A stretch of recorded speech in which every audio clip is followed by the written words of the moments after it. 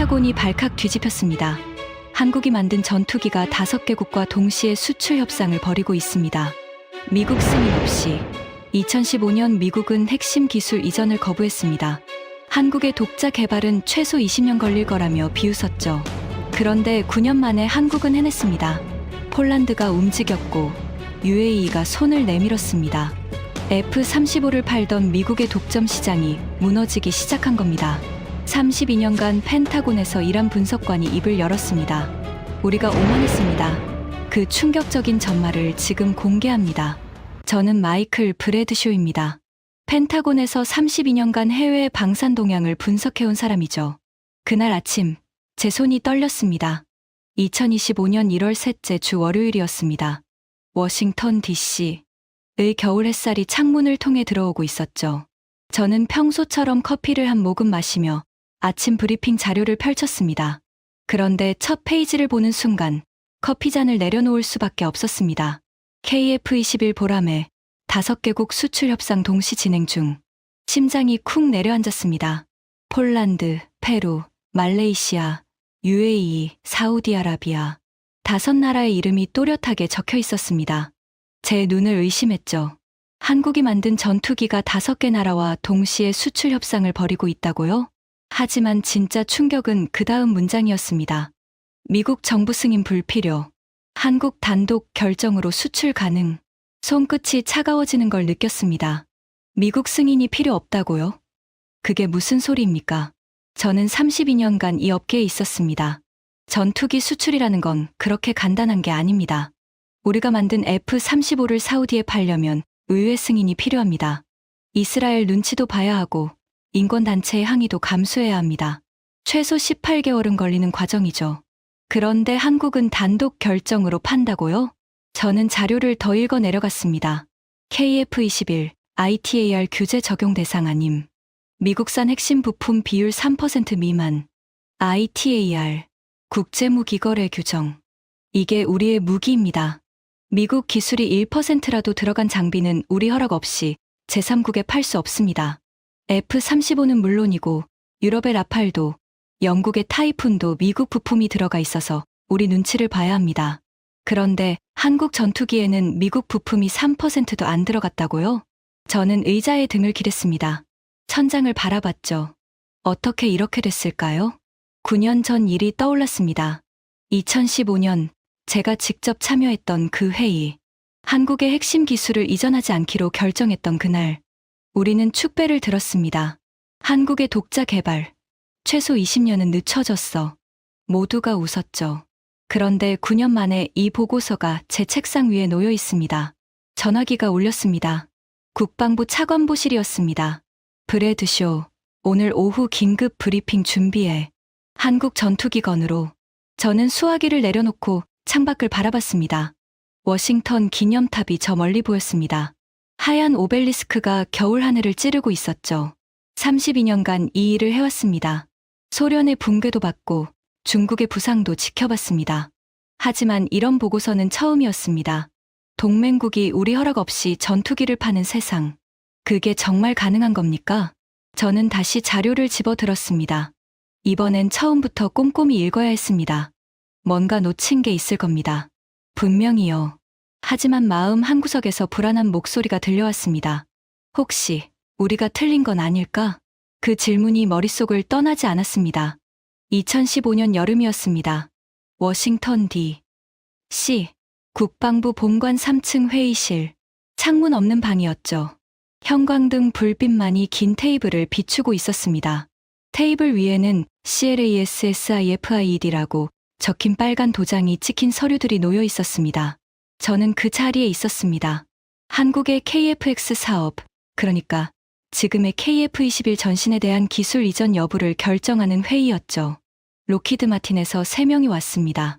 국무부에서 2명, 상무부에서 1명, 그리고 저를 포함한 국방부 분석관 4명, 총 10명이었습니다. 회의 시작 전 로키드 마틴의 수석 부사장 로버트 헨슨이 제게 다가왔습니다. 60대 초반의 백발 신사였죠. 그는 낮은 목소리로 말했습니다. 브래드쇼, 오늘 결정 어떻게 될 것 같나? 저는 어깨를 으쓱했습니다. 핵심 4개 기술은 안 주는 걸로 방향이 잡혔습니다. AESA 레이더, 적외선 탐색 추적 장비, 전자광학 표적 추적 장비, 전파방해 장비. 이건 우리 전투기의 눈과 귀입니다. 줄 수 없죠. 헨슨이 고개를 끄덕였습니다. 그래야지. 그거 주면 F-35 팔아먹을 이유가 없어지잖아. 그는 씩 웃었습니다. 저도 따라 웃었죠. 회의가 시작됐습니다. 국무부의 사라 밀러가 먼저 입을 열었습니다. 40대 후반의 냉철한 여성이었습니다. 한국이 요청한 25개 기술 항목 중 21개는 이전 가능합니다. 하지만 핵심 4개 기술은 불가합니다. 이건 우리 5세대 전투기의 핵심입니다. 동맹국이라고 해도 예외는 없습니다. 저는 보충 설명을 했습니다. 현재 한국은 F-35A를 40대 도입하기로 했습니다. 추가 도입도 협상 중이고요. 만약 핵심 기술을 이전하면 한국이 독자 전투기를 만들어서 F-35 추가 구매를 안 할 가능성이 있습니다. 경제적으로도 전략적으로도 손해입니다. 로키드 마틴의 헨슨이 끼어들었습니다. 정확합니다. 그리고 한 가지 더. 한국이 독자 전투기를 만들어서 수출까지 한다면 우리 시장을 잠식할 겁니다. 한국 인건비가 우리의 3분의 1입니다. 가격 경쟁이 안 돼요. 회의실이 잠시 조용해졌습니다. 상무부의 케빈 박이 손을 들었습니다. 한국계 미국인이었죠. 그가 조심스럽게 말했습니다. 그런데 기술 이전을 거부하면 한국이 독자 개발에 나설 수 있지 않습니까? 역효과가 날 수도 있습니다. 헨슨이 코웃음을 쳤습니다. 독자 개발. 케빈, 자네 한국 방산 업계 분석해봤나? AESA 레이더 하나 개발하는데 최소 15년 걸려. 소프트웨어 통합은 20년 이상이고 한국이 그걸 할 수 있다고 생각해? 케빈이 입을 다물었습니다. 저도 같은 생각이었습니다. 솔직히 말하면 한국의 기술력을 얕잡아 본 건 아닙니다. 조선, 반도체, 자동차. 한국이 해낸 일들을 알고 있었죠. 하지만 전투기는 다릅니다. 전투기는 그냥 기계가 아닙니다. 20만 개의 부품이 하나의 시스템으로 통합되어야 합니다. 소프트웨어만 수천만 줄입니다. 미국도 F-35 개발하는데 26년이 걸렸습니다. 3,920억 달러가 들어갔죠. 한국의 국방 예산 전체를 10년 동안 쏟아부어도 모자랄 금액입니다. 그래서 저는 확신했습니다.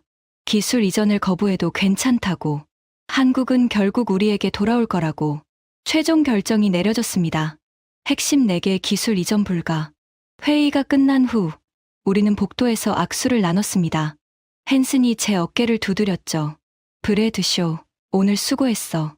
덕분에 깔끔하게 정리됐군. 저는 대답했습니다. 한국도 이해할 겁니다. 어차피 선택지가 없으니까요. F-35를 사든 10년을 기다리든. 헨슨이 웃으며 말했습니다. 10년, 20년이지. 아니, 영원히 못할 수도 있어. AESA 레이더는 아무나 만드는 게 아니야. 우리는 엘리베이터를 탔습니다. 1층 로비로 내려가면서 헨슨이 말했습니다. 오늘 저녁에 한잔하자. 내가 살게. 그날 밤 우리는 조지타운의 스테이크하우스에서 와인을 마셨습니다. 헨슨이 잔을 들어 올렸습니다.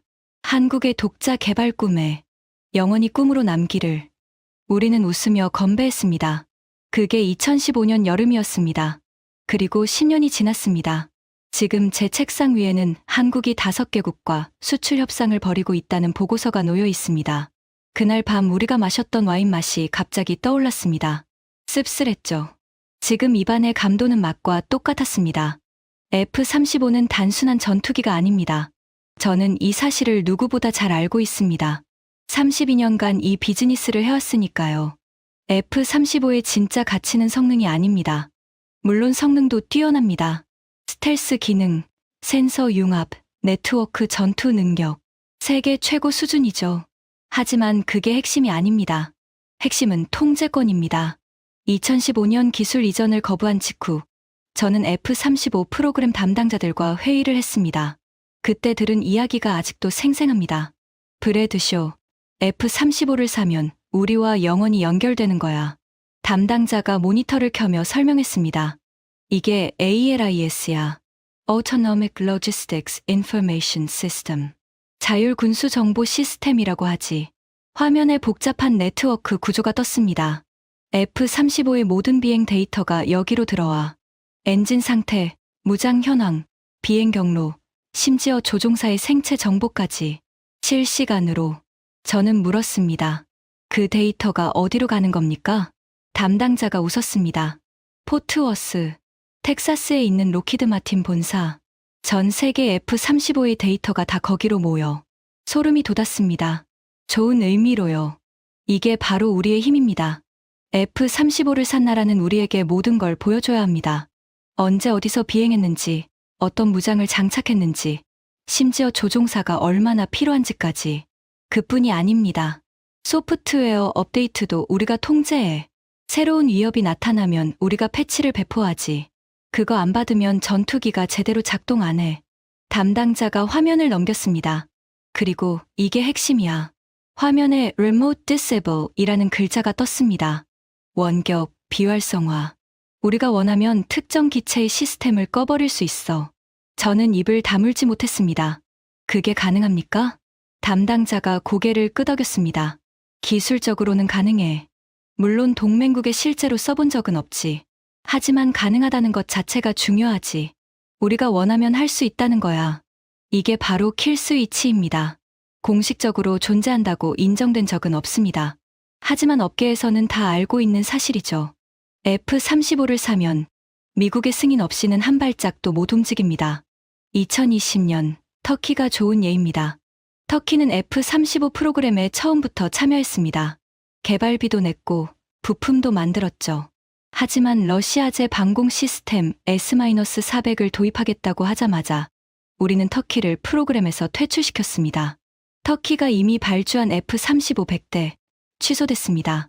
터키 파일럿들이 미국에서 훈련받던 중이었는데 그들은 바로 귀국 조치됐죠.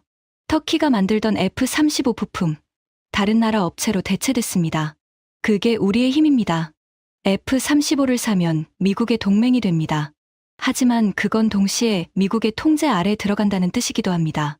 2015년 저는 이 시스템에 자부심을 느꼈습니다. 한국이 핵심 기술을 달라고 했을 때 저는 생각했습니다. 어차피 F-35를 살 수밖에 없어. 그러면 영원히 우리 손안에 있는 거야. 계산은 간단했습니다. 한국이 F-35를 40대, 60대, 100대 사들이면 매년 유지보수비가 들어옵니다. 소프트웨어 업데이트비도 들어오죠. 부품 교체비도요. 대당 연간 800만 달러. 100대면 1년에 8억 달러입니다. 10년이면 80억 달러. 그리고 그보다 더 중요한 건 한국의 모든 공중작전을 우리가 들여다볼 수 있다는 겁니다. 완벽한 시스템이었습니다. 적어도 저는 그렇게 믿었습니다. 그런데 오늘 아침 보고서가 모든 걸 뒤흔들었습니다. KF-21, 미국 부품 비율 3% 미만, ITAR 규제 적용 대상 아님. 한국이 우리 시스템 바깥에 전투기를 만들었습니다. 킬스위치가 없는 전투기. 우리가 들여다볼 수 없는 전투기. 우리 허락 없이 어디든 팔 수 있는 전투기. 저는 책상 위에 보고서를 다시 봤습니다. 글자들이 흐릿하게 보였죠. 아니, 제 눈이 초점을 잃은 거였습니다. 9년 전 우리는 한국의 꿈을 막았다고 생각했습니다. 하지만 실제로 한 일은 뭐였을까요? 한국을 우리 시스템 밖으로 밀어낸 거였습니다. 그들은 독자적인 길을 걸었고 우리 없이 전투기를 만들었고 이제 우리 허락 없이 전 세계에 팔려고 합니다. 전화기가 다시 울렸습니다. 브래드쇼, 브리핑 자료 준비됐나? 차관보가 기다리고 있어. 저는 대답했습니다. 10분만 더 주십시오. 전화를 끊고 저는 잠시 눈을 감았습니다. 32년간 쌓아온 확신이 흔들리고 있었습니다. 우리가 만든 제국, 킬스위치의 제국, 그 바깥에 틈이 생긴 겁니다. 그리고 한국이 그 틈을 뚫고 나왔습니다. 2022년 7월 19일. 저는 그날을 정확히 기억합니다. 워싱턴 D.C.는 찌는 듯한 폭염이었습니다. 에어컨을 최대로 틀어도 땀이 흘렀죠. 저는 사무실에서 중동 정세 보고서를 검토하고 있었습니다. 평범한 화요일 오후였습니다. 그때 노크 소리가 들렸습니다. 문이 열리고 부하 직원 제이슨이 들어왔습니다. 30대 초반의 젊은 분석관이었죠. 그의 얼굴이 묘하게 상기되어 있었습니다. 브래드쇼 국장님, 이거 보셔야 할 것 같습니다. 그가 태블릿을 건넸습니다. 화면에는 유튜브 영상이 떠 있었습니다. 한국 뉴스 채널이었죠. 저는 한국어를 못하지만 영상 속 이미지는 이해할 수 있었습니다. 회색빛 전투기 한 대가 활주로를 달리고 있었습니다. 그리고 하늘로 솟아올랐습니다. 자막에 KF-21 첫 비행 성공이라고 적혀 있었습니다. 영어 자막도 함께 떴죠. 저는 태블릿을 내려놓았습니다. 그래서 제이슨이 눈을 깜빡였습니다. 국장님, 이게 한국이 독자 개발한 전투기입니다. 2015년에 우리가 기술 이전을 거부했던. 알아. 저는 손을 저었습니다. 제이슨, 첫 비행이 뭐 대단한 거라고 생각하나? 북한도 전투기 굴려. 이란도 자기네가 만든 전투기 있다고 선전하지. 첫 비행은 누구나 해. 문제는 그 다음이야. 제이슨이 고개를 끄덕였습니다. 하지만 그의 표정은 여전히 찜찜해 보였죠. 그래도 보고서는 올려야 하지 않을까요? 저는 한숨을 쉬었습니다. 알았어. 간략하게 정리해서 올려. 근데 크게 다룰 필요 없어. 한국이 전투기 날렸다. 그 정도면 돼. 제이슨이 나간 후 저는 다시 영상을 봤습니다. 회색 전투기가 하늘로 올라가는 장면. 엔진 소리가 스피커를 통해 울렸습니다. 화면이 흔들리고 있었죠. 아마 지상에서 촬영한 것 같았습니다. 솔직히 말하면 그때 저는 비웃었습니다. 겉모습만 전투기지. 속으로 그렇게 생각했죠. 전투기의 진짜 가치는 껍데기가 아닙니다. 안에 뭐가 들어있느냐가 중요합니다. 레이더, 센서, 미션 컴퓨터, 전자전 장비. 이런 것들이 전투기의 성능을 결정합니다. 그리고 그건 우리가 안 줬습니다. 한국이 껍데기를 만들어 날렸다고요? 축하합니다. 하지만 그 안에 뭘 넣을 건데요? 중국제 레이더, 러시아제 미사일. 저는 영상을 껐습니다. 그리고 원래 하던 일로 돌아갔습니다. 하지만 그로부터 6개월 후 제 생각이 틀렸다는 걸 알게 됐습니다. 2023년 1월 새해 첫 주였습니다. 제이슨이 다시 제 사무실로 왔습니다. 국장님, KF-21 관련 업데이트입니다. 그가 서류를 건넸습니다. 저는 별 기대 없이 읽기 시작했습니다. 그런데 첫 페이지에서 손이 멈췄습니다. 시험 비행 500회 돌파. 제이슨이 고개를 끄덕였습니다. 네, 첫 비행 후 6개월 만입니다. 저는 숫자를 다시 확인했습니다. 500회, 6개월. 이건 말이 안 됩니다. 일반적으로 신형 전투기의 시험 비행은 월 1015회 정도입니다. 안전 점검하고, 데이터 분석하고, 문제 수정하고. 그런 과정이 필요하니까요. 6개월이면 6090회가 정상입니다. 그런데 500회? 오타 아니야? 아닙니다. 확인했습니다. 저는 서류를 내려놓았습니다. 창밖을 바라봤습니다. 워싱턴의 겨울 하늘이 흐렸습니다. 뭔가 이상했습니다. 한국이 무리하게 비행을 밀어붙이는 건가? 사고 위험을 감수하면서. 아니면 제이슨, 사고 기록은 없습니다. 없다고? 네. 500회 비행 중 단 한 건의 사고도 보고되지 않았습니다. 저는 입술을 깨물었습니다. 500회 무사고. 이건 예사로운 게 아닙니다. F-35 개발 당시 우리는 첫 해에 100회도 채 못 날렸습니다. 소프트웨어 문제, 엔진 과열, 센서 오작동. 온갖 문제가 터졌죠. 시험 비행 조종사가 2번이나 사출해야 했습니다. 그런데 한국은 6개월에 500회를 무사고로? 저는 서류를 집어들었습니다. 다시 읽었습니다. 기체 6대가 동시에 시험 비행 진행 중. 주당 평균 비행 횟수 20회 이상. 단 한 건의 심각한 기술적 결함 보고 없음. 손가락 끝이 차가워지는 걸 느꼈습니다. 이건 뭔가 다릅니다. 저는 제이슨을 바라봤습니다. 상세 분석 보고서 만들어. 이번엔 제대로. 그날 밤, 저는 퇴근하지 않았습니다. 사무실에 남아서 한국 방산 관련 자료를 뒤지기 시작했습니다. 뭔가 놓친 게 있었습니다. 분명히 2023년 봄이 왔습니다. 저는 점점 불안해지고 있었습니다. KF-21 관련 보고서가 계속 올라왔습니다. 그리고 매번 제 예상을 뒤엎었죠. 3월 보고서, 시험 비행 800회 돌파, 여전히 무사고. 5월 보고서, 초음속 비행 성공, 마하 1.8 기록. 7월 보고서, 시험 비행 1200회 돌파. 저는 그 숫자들을 보면서 이해할 수 없었습니다. 어느 날, 저는 공군 출신 동료 빌 해리슨을 불렀습니다. 그는 F-22와 F-35 시험 비행 프로그램에 참여했던 베테랑이었죠. 빌, 시간 있나? 그가 제 사무실로 왔습니다. 60대 초반의 퇴역 대령이었습니다. 아직도 군인 특유의 고든 자세를 유지하고 있었죠. 저는 KF-21 자료를 그에게 건넸습니다. 이거 어떻게 생각해? 빌이 자료를 읽기 시작했습니다. 처음에는 무심한 표정이었습니다.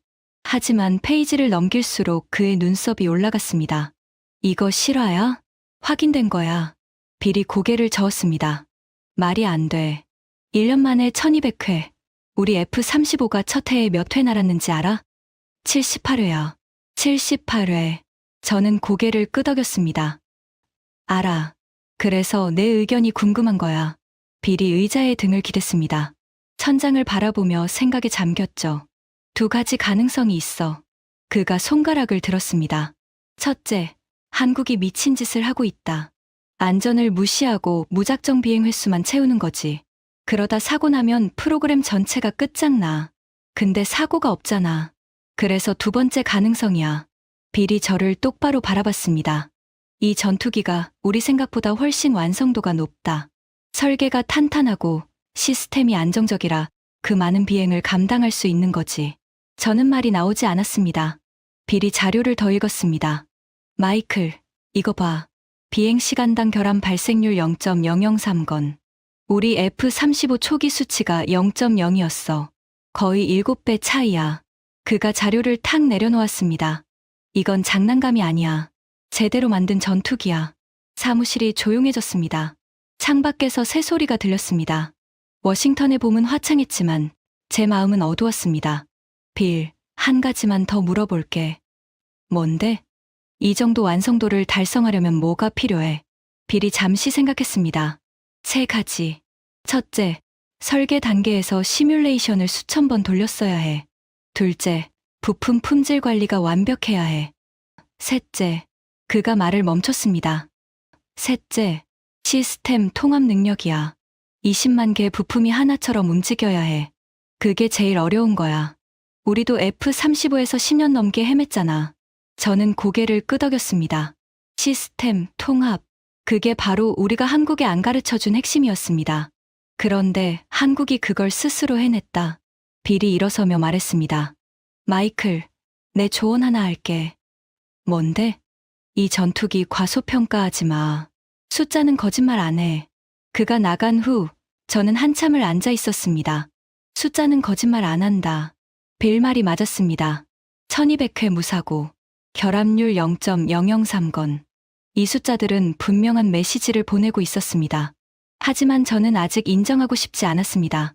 레이더는 어쩔 건데, 센서는 핵심 장비 없이 껍데기만 좋으면 뭐하나.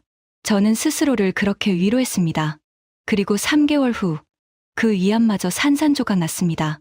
2023년 10월의 어느 날, 저는 아침 브리핑 자료를 열었다가 커피를 쏟을 뻔했습니다. 한화 시스템, KF-21용 AESA 레이더 양산 돌입. 저는 그 문장을 3번 읽었습니다. 4번, 5번. AESA 레이더, Active Electronically Scanned Array. 능동, 전자주사 배열 레이더. 이건 현대 전투기의 눈입니다. 수천 개의 송수신 모듈이 동시에 작동하면서 적기를 탐지하고, 추적하고, 미사일을 유도합니다. 스텔스기를 잡을 수 있는 유일한 방법이기도 하죠. 그리고 이건 우리가 절대 안 준 기술입니다. 2015년 회의에서 가장 먼저 거부한 항목이 바로 이거였습니다. 저는 전화기를 들었습니다. 국방정보국 한국 담당관에게 연결했죠. 제니퍼, 나 브래드쇼야. 한화 시스템 AESA 레이더건 확인해줘. 잠시 후 답이 왔습니다. 확인됐습니다. 국장님, 한화 시스템이 독자 개발한 AESA 레이더입니다. 탐지 거리 400km 이상, 동시 추적 표적 수 100개 이상으로 알려져 있습니다. 400km, 100개 표적 동시 추적. 저는 숨을 들이쉬었습니다. 우리 ANAPG-81이랑 비교하면 제니퍼가 잠시 망설였습니다. 직접 비교는 어렵지만 공개된 스펙만 보면 비슷한 수준입니다. 일부 항목은 오히려 앞서 있을 수 있습니다. 전화기를 내려놓았습니다. 손이 떨렸습니다. 이건 불가능합니다. AESA 레이더는 아무나 만드는 게 아닙니다. 미국, 러시아, 프랑스, 이스라엘. 전 세계에서 제대로 만들 수 있는 나라가 손에 꼽힙니다. 중국도 10년 넘게 개발하다가 아직 F-35급에 못 미칩니다. 일본은 미국 기술을 도입해서 겨우 만들었고요. 그런데 한국이 8년 만에 독자 개발했다고요? 저는 서랍에서 2015년 회의록을 꺼냈습니다. 먼지가 쌓인 파일이었죠. 그때 로키드 마틴의 헨슨이 한 말이 적혀 있었습니다. AESA 레이더 하나 개발하는데 최소 15년 걸려. 한국이 그걸 할 수 있다고 생각해? 15년. 그런데 한국은 8년 만에 해냈습니다. 저는 한화 시스템에 대해 더 조사하기 시작했습니다. 놀라운 사실들이 나왔습니다. 한화 시스템은 2010년대 초반부터 AESA 레이더 연구를 시작했습니다. 우리가 기술 이전을 거부하기 전부터요. 그들은 이미 대비하고 있었던 겁니다. 2016년 기술 이전 거부 직후 한국 정부는 국방과학연구소와 한화 시스템에 집중 투자를 결정했습니다. 1조 2천억 원. 그리고 7년 동안 그들은 미친 듯이 개발에 매달렸습니다. 연구원 800명이 투입됐습니다. 주 이른 시간 근무가 일상이었죠. 실패해도 포기하지 않았습니다. 2019년 첫 프로토타입 완성. 2021년 비행 테스트 성공. 2023년 양산 돌입. 저는 자료를 읽으면서 복잡한 감정을 느꼈습니다. 경외심. 아니, 그건 아닙니다. 두려움. 그게 정확한 표현이었습니다. 우리가 기술을 안 줬더니 그들이 직접 만들어버린 겁니다. 그것도 우리 예상보다 절반 시간 안에. 저는 창밖을 바라봤습니다. 워싱턴 기념탑이 보였습니다. 문득 2015년 그 회의실이 떠올랐습니다. 우리가 웃으며 건배하던 모습. 한국의 독자 개발 꿈에 영원히 꿈으로 남기를. 그게 꿈이 아니라 현실이 되고 있었습니다. 저는 제이슨을 불렀습니다. 한화 시스템 레이더 상세 분석 보고서 만들어. 그리고 한국 방산업체 전체 현황도 업데이트하고. 제이슨이 고개를 끄덕이고 나갔습니다. 사무실에 혼자 남은 저는 책상에 엎드렸습니다. 머리가 지끈거렸습니다. 우리가 안 줬는데 어떻게? 그 질문이 머릿속을 떠나지 않았습니다. 2024년 여름. 저는 더 이상 한국 전투기를 무시할 수 없게 됐습니다. KF-21 관련 보고서가 이제는 제 책상에서 우선순위 한 번이 됐습니다. 매주 업데이트를 받았고 중요한 소식은 당일에 보고받았죠. 그런데 8월의 어느 날 제이슨이 평소와 다른 표정으로 들어왔습니다. 얼굴이 창백했습니다. 국장님, 이거. 그가 태블릿을 건넸습니다. 한국 국방부 공식 발표문이었습니다. 저는 읽기 시작했습니다. KF-21 블록이 추력 편향 노즐 장착 결정. 손이 멈췄습니다. 추력 편향 노즐. Thrust Vectoring Nozzle. 이건 5세대 전투기의 핵심 중 핵심입니다. 일반 전투기의 엔진은 뒤로만 불을 뿜습니다. 그래서 방향을 바꾸려면 날개를 움직여야 합니다. 하지만 추력 편향 노즐이 있으면 엔진 자체가 방향을 바꿉니다. 불이 나가는 각도를 조절할 수 있죠. 이게 왜 중요하냐고요? 공중전에서 이기는 건 누가 먼저 적의 꼬리를 잡느냐입니다. 추력 편향 노즐이 있으면 일반 전투기가 절대 따라올 수 없는 기동이 가능합니다. 급선회, 급정지, 코브라 기동. 현재 이 기술을 가진 전투기는 몇 대 안 됩니다. 미국 F-22 랩터, 러시아 수-57, 중국 J-21부. 그게 전부입니다. F-35도 없습니다. 유럽의 유로파이터도 없고요. 일본의 F-2도 당연히 없습니다. 그런데 한국이 KF-21에 장착한다고요? 저는 자리에서 벌떡 일어났습니다. 이거 확인된 거야? 제이슨이 고개를 끄덕였습니다. 한국 국방부 공식 발표입니다. 블로기부터 추력 편향 노즐 옵션을 제공하겠다고 합니다. 저는 사무실 안을 서성거렸습니다. 말이 안 됩니다. 추력 편향 노즐은 AESA 레이더보다 더 어려운 기술입니다. 엔진 노즐이 움직이면서도 고온 고압을 견뎌야 합니다. 소재 기술, 제어 기술, 내열 기술이 모두 최고 수준이어야 합니다. 미국도 F-22에만 겨우 넣었습니다. F-35에는 비용 문제로 포기했고요. 그런데 한국이, 저는 전화기를 들었습니다. 공군 기술정보실에 연결했죠. 톰, 나 브래드쇼야. 한국 KF-21 추력 편향 노즐 건 분석해봤어? 톰이 한숨을 쉬었습니다. 브래드쇼, 나도 방금 봤어. 솔직히 말할게. 이건 가능해. 뭐, 한국이 만드는 게 아니야. 그들은 영리한 선택을 했어. 톰이 설명했습니다. 한국은 독자 엔진이 없잖아. F414를 수입해서 쓰고 있어. 근데 이 엔진은 원래 추력 편향노즐 장착이 가능한 설계야. 미 해군 FA-18EF 슈퍼호넷에 실험적으로 장착한 적 있거든. 저는 눈을 감았습니다. 그러니까 한국이 엔진은 우리 거 쓰면서 노즐만 따로 개발했다는 거야? 정확해. 노즐 기술은 한국이 자체 개발한 거야. 고온 내열 합금, 액추에이터 제어 시스템. 그건 한국 기술이야. 그게 가능해? 가능하니까 발표한 거겠지. 전화를 끊었습니다. 저는 의자에 주저앉았습니다. 한국이 또 해냈습니다. 우리가 줄 수 없다고 했던 기술. 우리조차 일부 전투기에만 적용한 기술. 그걸 그들이 독자 개발한 겁니다. 그때 문이 열렸습니다. 빌 해리슨이 들어왔습니다. 그 퇴역 대령. 마이클, 봤어? 저는 고개를 끄덕였습니다. 빌이 제 앞에 앉았습니다. 마이클, 이제 인정해야 할 것 같아. 뭘? KF-21은 4.5세대가 아니야. 이 정도면 5세대 문턱이야. 스텔스 성능만 조금 보완하면 F-35랑 붙을 수 있어. 저는 대답하지 못했습니다. 빌이 계속 말했습니다. 그리고 더 무서운 건 말이야. 그가 몸을 앞으로 숙였습니다. 한국은 이걸 수출할 수 있어. 우리 허락 없이. 심장이 멈추는 것 같았습니다. F-22는 수출 금지입니다. 의회가 법으로 막았죠. F-35는 수출할 수 있지만 우리 승인이 필요합니다. 최소 18개월 걸리고 정치적 논쟁도 많습니다. 그런데 한국은 제약이 없습니다. 5세대급 전투기를 원하는 나라에 즉시 팔 수 있습니다. 빌이 자리에서 일어났습니다. 마이클, 우리가 2015년에 뭘 한 건지 다시 생각해봐야 할 것 같아. 그가 나간 후 저는 한참을 앉아 있었습니다. 창밖이 어두워지고 있었습니다. 워싱턴의 여름 해가 지고 있었죠. 우리가 2015년에 뭘 한 건지 기술을 막았다고 생각했습니다. 하지만 실제로 한 건 경쟁자를 만든 거였습니다.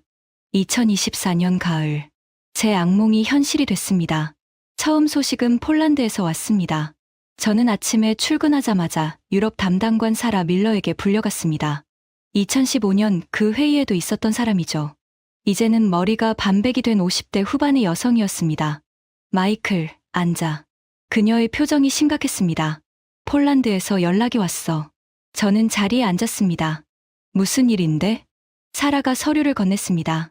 폴란드 국방부가 KF-21 도입을 검토하고 있어. 심장이 철렁 내려앉았습니다. 폴란드, 나토 동맹국 폴란드? 그래. 저는 서류를 읽었습니다. 폴란드는 현재 F-35를 32대 주문한 상태입니다. 하지만 인도가 계속 지연되고 있죠. 원래 2024년에 받기로 했는데 2026년으로 밀렸습니다. 이제는 2027년이라는 말도 나옵니다. 그 사이 러시아 위협은 커지고 있습니다. 우크라이나 전쟁 이후 폴란드는 급하게 공군력을 강화하고 싶어 합니다. 그런데 F-35가 안 옵니다. 폴란드가 뭐라고 했어? 사라가 한숨을 쉬었습니다. KF-21은 즉시 인도 가능하다고 들었대. 계약 후 24개월 내. 24개월? 응. 우리 F-35 대기 시간이 지금 몇 년인지 알지? 알고 있었습니다. 최소 3년. 물량이 밀려서 5년 걸리는 경우도 있습니다. 3년 대 24개월. 승부가 안 됩니다. 가격은 대당 8,500만 달러래. 저는 귀를 의심했습니다. F-35 대당 가격은 1억 5천만 달러입니다. 유지비까지 포함하면 평생 4억 달러 넘게 듭니다. 그런데 KF-21이 8,500만 달러? 절반 가격에 즉시 인도. 이건 사라. 폴란드가 진지하게 검토하는 거야? 사라가 고개를 끄덕였습니다. 공식적으로는 아직 아무것도 결정 안 됐어. 하지만 비공식 채널로 들은 얘기야. 폴란드 국방부 내에서 KF-21 지지파가 늘고 있대. 저는 머리를 감쌌습니다. 나토 동맹국이 한국 전투기를 사려고 합니다. 미국 전투기 대신. 이게 현실입니까? 하지만 이건 시작에 불과했습니다. 2주 후 중동에서 소식이 왔습니다. UAE가 KF-21에 관심을 보이고 있다는 정보였습니다. UAE는 오랫동안 F-35를 원했습니다. 하지만 이스라엘의 반대로 막혀 있었죠. 미 의회도 중동 무기 균형을 이유로 반대했습니다. 그런데 KF-21은 미국 승인이 필요 없습니다. 이스라엘 눈치 볼 필요도 없습니다. UAE 입장에서는 완벽한 대안이었습니다. 저는 중동 담당관 마크를 만났습니다. UAE가 한국이랑 접촉했다고? 마크가 고개를 끄덕였습니다. 비공식적으로. 아직 협상 단계는 아니야. 하지만 관심 표명은 했대. 사우디도 마찬가지야. 그쪽은 더 적극적이래. 저는 눈을 감았습니다.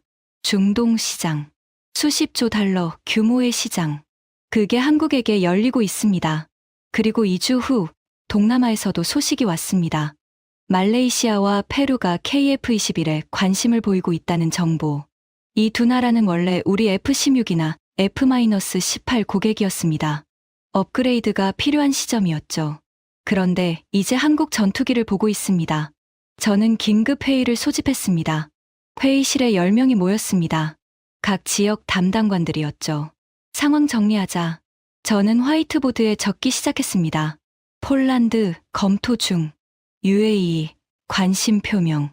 사우디아라비아, 관심 표명. 말레이시아, 관심 표명. 페루, 관심 표명. 5나라. 저는 마커를 내려놓았습니다. 이게 다야? 제이슨이 손을 들었습니다. 인도네시아도 추가해야 할 것 같습니다. 원래 KF-21 개발에 참여했던 나라인데 분담금 문제로 갈등이 있었습니다. 하지만 최근 다시 도입을 검토한다는 소식이 있습니다. 저는 인도네시아를 추가했습니다. 6나라. 사라 밀러가 말했습니다. 마이클, 이건 우연이 아니야. 알아. 이 나라들의 공통점이 뭔지 알아? 저는 보드를 바라봤습니다. 미국 승인 문제를 겪었거나 겪을 가능성이 있는 나라들. 사라가 고개를 끄덕였습니다. 맞아. 폴란드는 인도 지연, UAE와 사우디는 의회 승인 문제, 말레이시아와 페루는 예산 문제, 인도네시아는 인권 문제로 미국 무기 도입이 까다로워. 그리고 KF-21은 그 모든 걸 피해갈 수 있어. 회의실이 조용해졌습니다. 마크가 입을 열었습니다. 브래드쇼 국장님, 솔직히 말씀드릴게요. 뭔데? 이건 동맹의 배신이 아닙니다.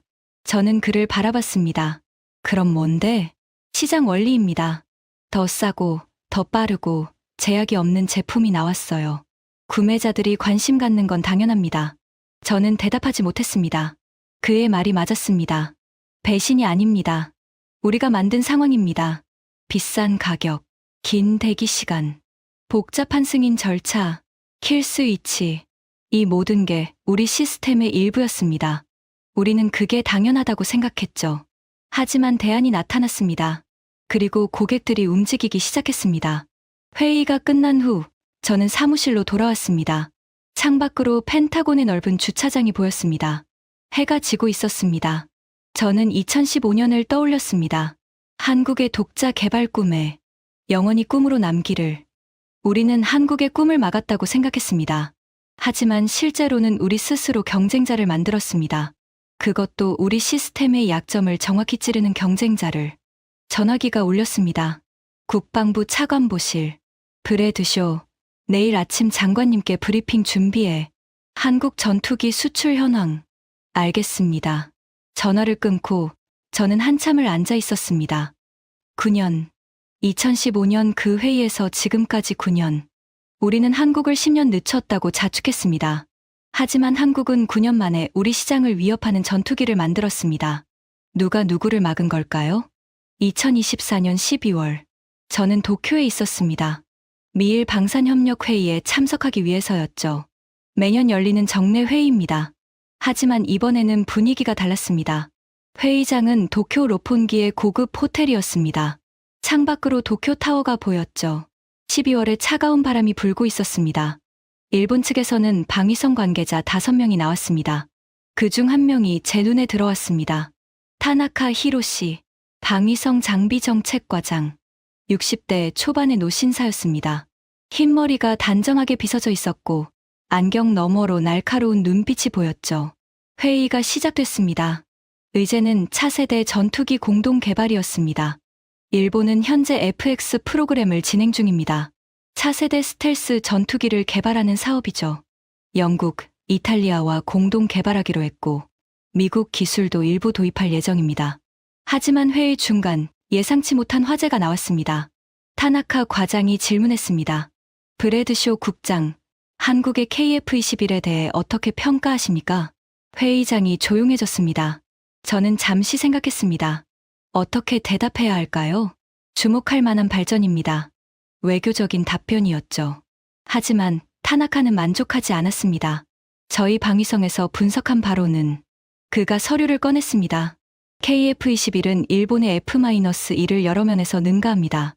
특히 레이더 성능과 시스템 통합 측면에서요. 저는 눈을 깜빡였습니다. 일본의 F-2점 미쓰비시가 만든 전투기입니다.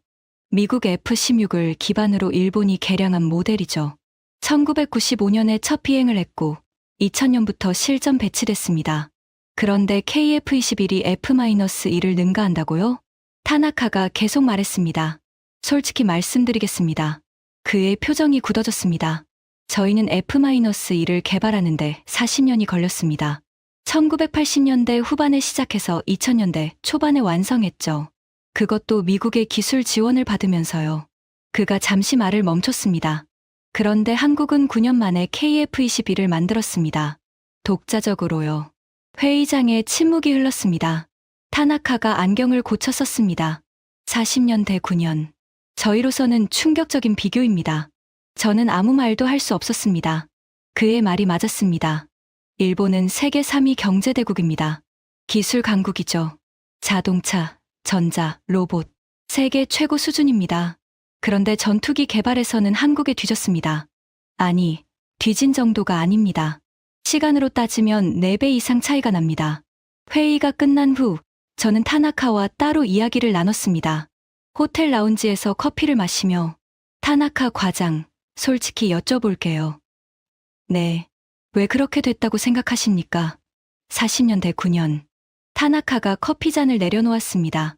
브래드쇼 국장, 이건 제 개인적인 견해입니다. 괜찮습니다. 그가 창밖을 바라봤습니다. 도쿄의 야경이 펼쳐져 있었죠.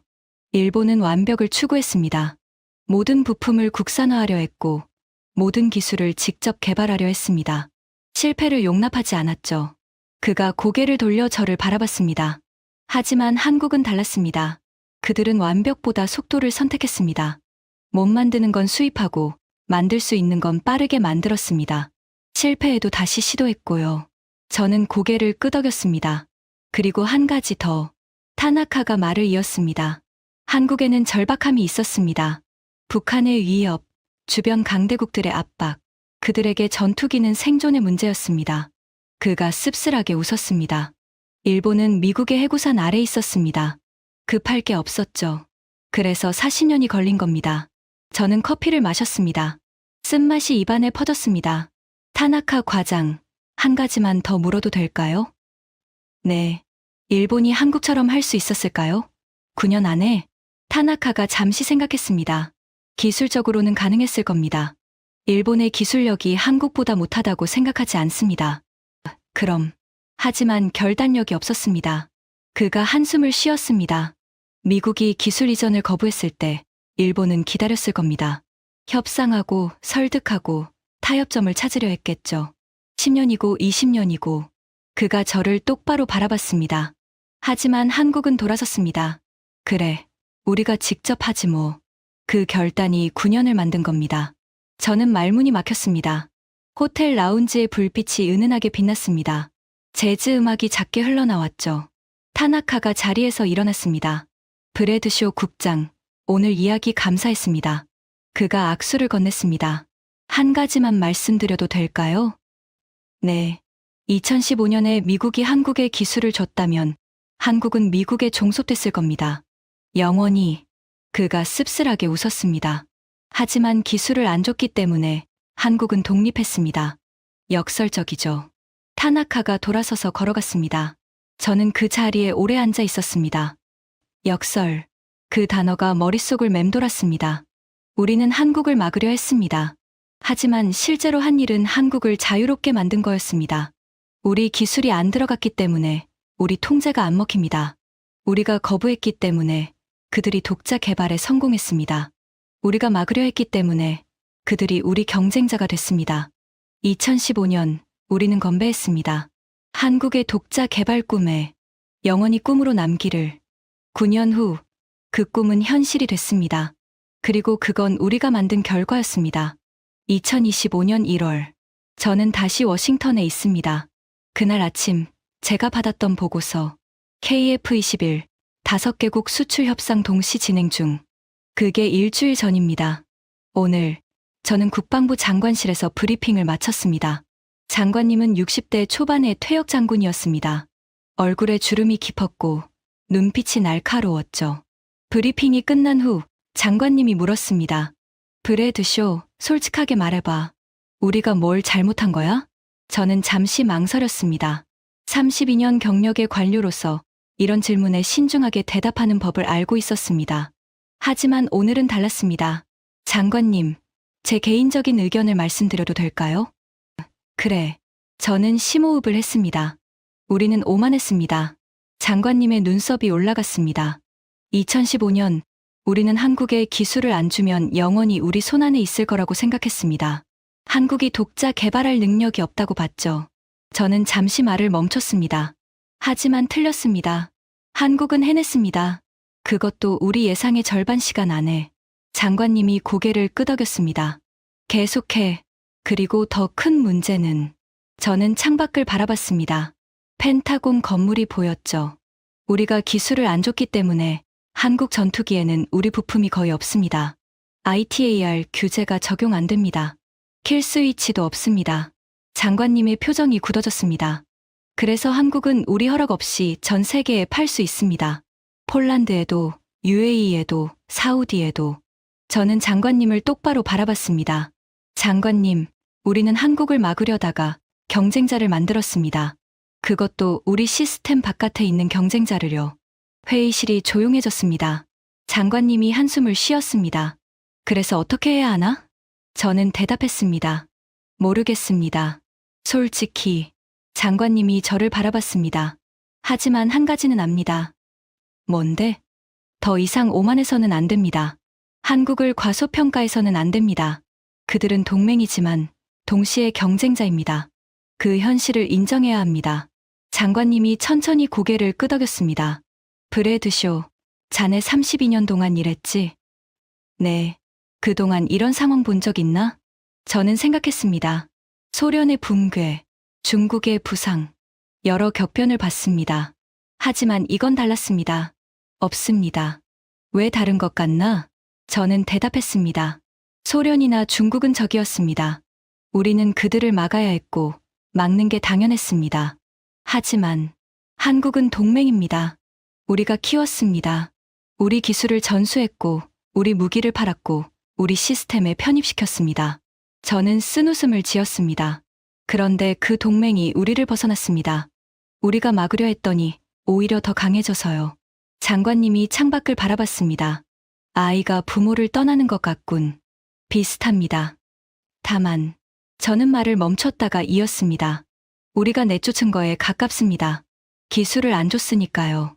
장관님이 고개를 끄덕였습니다. 그래, 우리가 그랬지. 회의가 끝났습니다. 저는 장관실을 나와 복도를 걸었습니다. 펜타곤의 긴 복도. 수십 년간 걸어온 길입니다. 하지만 오늘은 발걸음이 무거웠습니다. 사무실로 돌아온 저는 창가에 섰습니다. 워싱턴 기념탑이 보였습니다. 하얀 오벨리스크가 겨울 하늘을 찌르고 있었죠. 저는 2015년을 떠올렸습니다. 그때 저는 확신에 차 있었습니다. 우리가 옳다고, 우리의 결정이 미국의 이익을 지킨다고. 10년이 지난 지금, 저는 의문을 품고 있습니다. 정말 그랬을까요? 우리가 기술을 줬다면 어땠을까요? 한국은 우리에게 종속됐을 겁니다. F-35처럼 우리 시스템 안에 있었겠죠. 모든 수출은 우리 승인을 받아야 했을 겁니다. 하지만 동시에 한국은 우리의 파트너가 됐을 겁니다. 함께 전투기를 만들고 함께 시장을 나눴겠죠. 우리는 그 길을 선택하지 않았습니다. 대신 막았습니다. 그리고 한국은 독자적인 길을 걸었습니다. 어느 쪽이 나았을까요? 솔직히 모르겠습니다. 하지만 한 가지는 확실합니다. 오만은 대가를 치릅니다. 우리는 한국을 얕봤습니다. 그들이 못할 거라고 생각했습니다. 9년 후, 우리는 그 대가를 치르고 있습니다. 전화기가 울렸습니다. 브래드 쇼 국장님, 폴란드에서 연락이 왔습니다. 무슨 내용인데? KF-21 도입 협상을 공식화하겠다고 합니다. 저는 눈을 감았습니다. 시작됐습니다. 알았어. 보고서 준비해. 전화를 끊고 저는 다시 창밖을 바라봤습니다. 해가 지고 있었습니다. 워싱턴의 하늘이 붉게 물들고 있었죠. 제 마음속에서 한 문장이 떠올랐습니다. 내 허락이 필요 없다고? 그래요. 더 이상 필요 없습니다. 한국은 독립했습니다. 우리가 만든 결과입니다. 저는 퇴직을 앞두고 있습니다. 33년간의 공직 생활. 마지막 해가 됐습니다. 퇴직 전 저는 한 가지 일을 하기로 했습니다. 서울 출장. KF-21을 직접 보기 위해서입니다. 4월의 어느 날, 저는 경남 사천에 있었습니다. 한국항공우주산업본사 KF-21이 만들어지는 곳입니다. 공장 안으로 들어갔습니다. 천장이 높았습니다. 햇빛이 유리창을 통해 쏟아져 들어왔죠. 그리고 그곳에 KF-21이 있었습니다. 회색빛 기체, 날렵한 라인, 스텔스 설계의 흔적. 저는 한참을 바라봤습니다. 이게 9년 만에 만들어진 전투기. 이게 우리가 불가능하다고 했던 그것. 이게 이제 전 세계로 팔려나갈 비행기. 옆에서 한국인 안내원이 설명했습니다. 이 기체는 8호기입니다. 다음 달에 시험 비행 예정이에요. 저는 고개를 끄덕였습니다. 시험 비행 몇 회째입니까? 전체로 2300회를 넘겼습니다. 2300회. 저는 쓴웃음을 지었습니다. 대단합니다. 안내원이 미소를 지었습니다. 감사합니다. 쉽지 않았어요. 알고 있습니다. 저는 전투기에 손을 대봤습니다. 차가운 금속의 감촉. 이 안에 한국의 땀과 눈물이 들어있습니다. 우리가 안 줬던 기술을 독자 개발한 노력. 실패해도 포기하지 않았던 끈기. 안 되면 되게 하라는 정신. 저는 손을 거뒀습니다. 안내원에게 물었습니다. 한 가지만 물어봐도 될까요? 네. 2015년에 미국이 기술 이전을 거부했을 때 어떤 기분이었습니까? 안내원이 잠시 생각했습니다. 저는 그때 신입이었어요. 많이 좌절했죠. 이제 끝이구나 싶었어요. 그런데 안내원이 미소를 지었습니다. 선배들이 그러더라고요. 이제 진짜 시작이다라고. 저는 고개를 끄덕였습니다. 그 말이 맞았네요.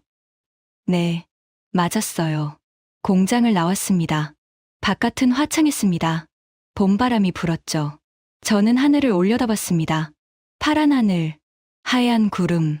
멀리서 전투기 엔진 소리가 들렸습니다. 시험 비행 중인 KF-21이었겠죠. 저는 생각했습니다. 33년간 저는 미국의 힘을 믿었습니다. 우리가 최고라고. 우리를 이길 나라는 없다고. 하지만 오늘 저는 배웠습니다. 힘은 영원하지 않습니다. 오만은 대가를 치릅니다. 그리고 막으려 하면 오히려 키울 수 있습니다. 한국은 우리를 이긴 게 아닙니다. 한국은 스스로 성장한 겁니다. 우리가 막았기 때문에. 역설이죠. 저는 미소를 지었습니다. 씁쓸하지만 인정할 수밖에 없는 미소였습니다. 공항으로 향하는 차 안에서 저는 창밖을 바라봤습니다. 한국의 풍경이 지나갔습니다. 논밭, 공장, 고속도로. 이 나라가 70년 전에는 폐허였다는 게 믿기지 않았습니다. 그리고 이제 이 나라가 전투기를 만들어 전 세계에 팝니다. 우리 허락 없이 제가 할 수 있는 건 인정하는 것뿐입니다. 대한민국, 대단하다. 그 말이 입 밖으로 나왔습니다. 작은 목소리였지만 진심이었습니다. 비행기가 이륙했습니다. 인천공항을 떠나 태평양을 건넜습니다. 창밖으로 구름이 지나갔습니다. 저는 눈을 감았습니다. 머릿속에 한 문장이 떠올랐습니다. 결단을 미룬 자, 기회를 잃는다. 하지만 결단을 막은 자, 경쟁자를 만든다. 우리는 후자였습니다. 그리고 그 대가를 치르고 있습니다. 하지만 괜찮습니다. 이게 역사입니다. 강대국이 영원히 강대국인 법은 없습니다. 오늘의 약자가 내일의 강자가 될 수 있습니다. 한국이 그걸 증명했습니다. 저는 미소를 지었습니다. 은퇴 후 저는 이 이야기를 책으로 쓸 겁니다. 제목은 정했습니다. 오만의 대가 미국이 한국 전투기를 막으려다 경쟁자를 만든 이야기. 누군가는 읽겠죠. 그리고 배우겠죠. 오만하지 말라고. 막으려 하지 말라고. 대신 함께 가라고. 비행기가 구름 위를 날았습니다. 저는 창밖을 바라봤습니다. 태평양이 저 아래 펼쳐져 있었습니다. 끝없이 넓은 바다. 그 바다 건너 한국이 있습니다. 더 이상 우리 허락이 필요 없는 나라. 스스로 하늘을 나는 나라. 저는 고개를 끄덕였습니다. 잘 가라, 한국. 그리고 잘 날아라. 그 말을 남기고 저는 눈을 감았습니다. 긴 잠이 들었습니다. 지금까지 펜타곤 32년 베테랑이 직접 목격한 KF-21의 충격적인 역전 이야기였습니다. 기술을 막으면 영원히 종속될 거라 믿었던 미국. 하지만 대한민국은 9년 만에 그 오만을 뒤집었습니다. 우리의 기술, 우리의 전투기, 우리의 하늘. 이 자랑스러운 이야기를 주변에 널리 공유해주세요. 작은 관심이 대한민국의 큰 자부심이 됩니다. 구독과 좋아요도 부탁드립니다. 지금까지 감동테라였습니다. 감사합니다.